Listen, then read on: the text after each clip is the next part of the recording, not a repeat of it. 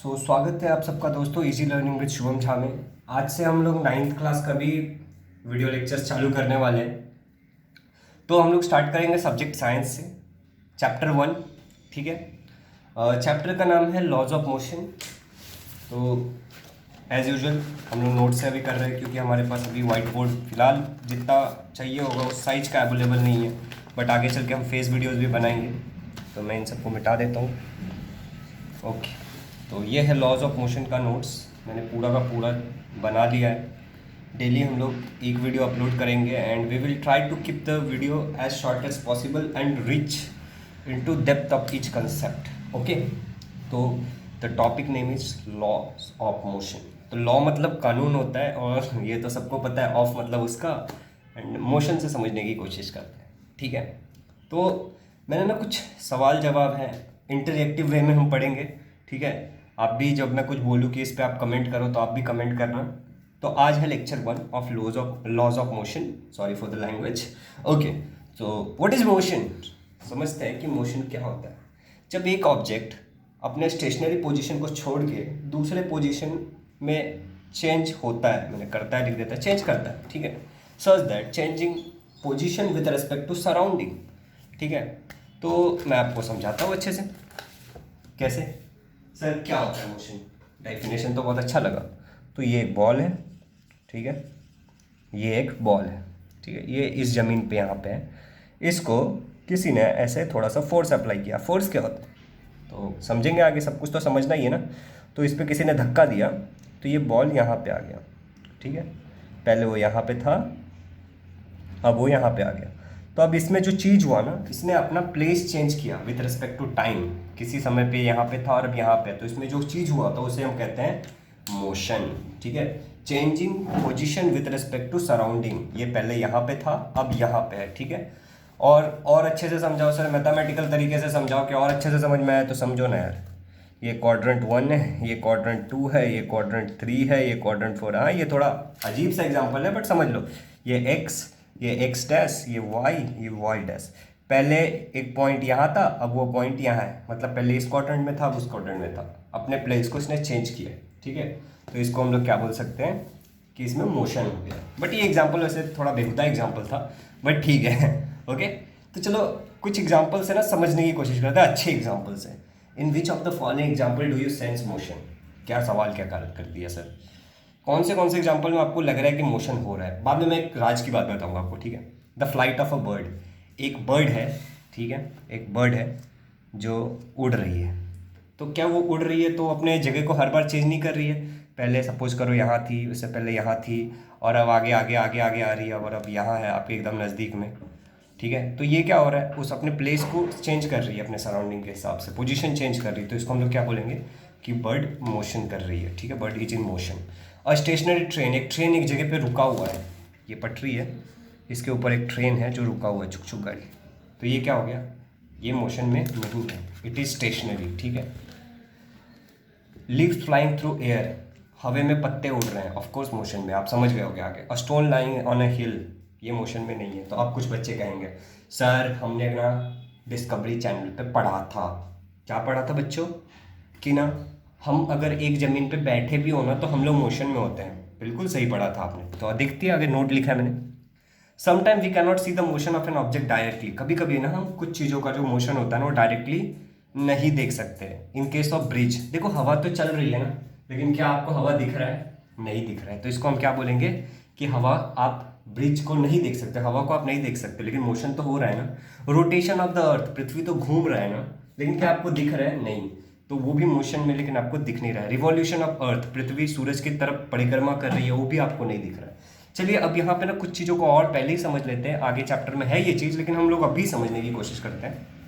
मैंने यहाँ पे कुछ बादलों में लिखा है कि मोशन इज रिलेटिव कंसेप्ट। कहाँ लिखा है सर, बादलों में लिखा है।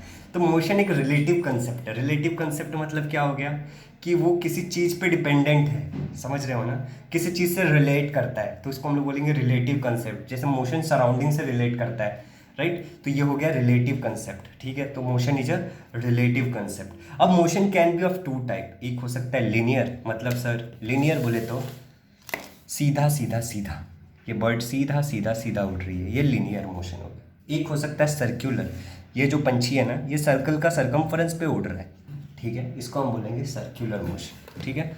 तो मोशन दो प्रकार के हो सकते हैं, एक लीनियर हो सकता है, एक सर्कुलर हो सकता है। मतलब सर्कुलर मतलब अगर सरकमफरेंस ऑफ सर्कल पे हो रहा है तो उसे हम सर्कुलर बोलेंगे, और अगर एक स्ट्रेट लाइन में हो रहा है तो उसे हम क्या बोलते हैं, लीनियर कहेंगे। जितना बताया उतने सिंपल तरीके से ही उसको समझिए, ज़्यादा कॉम्प्लिकेटेड मत करिए, ठीक है। अब सर्कुलर मोशन में भी यूनिफॉर्म सर्कुलर मोशन हो सकता है, नॉन यूनिफॉर्म सर्कुलर मोशन हो सकता है। लीनियर में भी यूनिफॉर्म लीनियर मोशन हो सकता है, नॉन यूनिफॉर्म लीनियर मोशन हो सकता है, ठीक है। मैंने यहाँ लिखा नहीं है मगर इसमें भी हो सकता है, ठीक है। तो चलिए आगे बढ़ते हैं और कुछ अंधविश्वास को दूर करते हैं। अब आप देखो, जो भी चीज़ है ना एक दूसरे से काफ़ी हद तक रिलेटेड होती है ना, एंड उसको मैं अगर आप लोगों को पढ़ाता हूँ ना तो मैं क्या कहता हूँ पता है, चलिए कुछ अंधविश्वास को दूर करते हैं, ठीक है। कुछ अंधविश्वास को दूर करते हैं। ओके, तो डिस्टेंस एंड डिस्प्लेसमेंट को समझने की कोशिश करते हैं हम लोग, ठीक है। आज का जो लेक्चर होगा वो थोड़ा बड़ा हो जाएगा, लेकिन चलिए कोई बात नहीं। डिस्टेंस एंड डिस्प्लेसमेंट, डिस्टेंस मतलब क्या होता है, it is the length of actual part travelled bye an object in motion.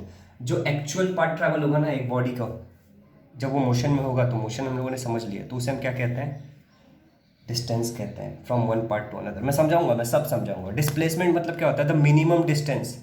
देखो डिस्प्लेसमेंट डिस्टेंस ही है, लेकिन क्या है, मिनिमम, कम से कम, from starting to finishing point. आपको एक जगह से दूसरे जगह पे जाना है, कैसे सर, समझते हैं। ये आपका घर, ठीक है, ये उसका घर, उसका किसका सर, आप समझ लो किसका, ठीक है। ये आपका घर, ये उसका घर, दोस्त का, ओके, ठीक है। तो ये आपका घर, ये आपके दोस्त का घर, आपको उसके घर पे जाना है, तो आपके पास दो रास्ता है, एक तो आप ऐसे घूम के जाओ, एक तो ऐसे घूम के जाओ, और अगर आप कुछ अलग ही हो तो आप ऐसे घूम के जाओ, ठीक है।